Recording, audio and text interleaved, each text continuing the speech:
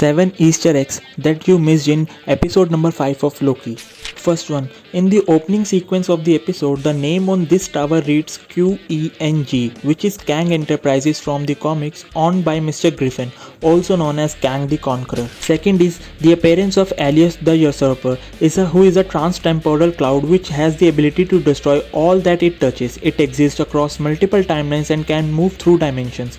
In the comics, he conquered every dimension except one, that is Kang's dimension. There is a high potential that he is Kang's guard dog in the MCU too. For the third one, here we can see Yellow Jacket's helmet. Remember, he was sucked into a strange void at the end of Ant-Man 1. For the fourth one, a variant Thor's Mjolnir and Throg inside a glass jar can be seen with 365 written on it, which is definitely a nod to Mighty Thor 365, which was Throg's first appearance. For number 5, we can see the Dark Aster ship, which was Ronan the Accusers in the Guardian of the Galaxy, and the Living Tribunal's head. The Living Tribunal was a powerful humanoid cosmic entity who has existed as long as the universe itself. The function was to safeguard the multiverse, and someone destroying the Tribunal would allow them to create the TVA and break apart the multiverse.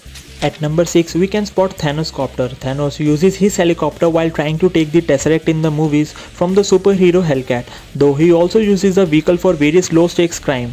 This also means that there are other Thanos variants which we could see in the future, if not soon. For the last one, remember the scene where Ravonna Renslayer says to Sylvie that there is a prototype time machine that could take us to the end of time.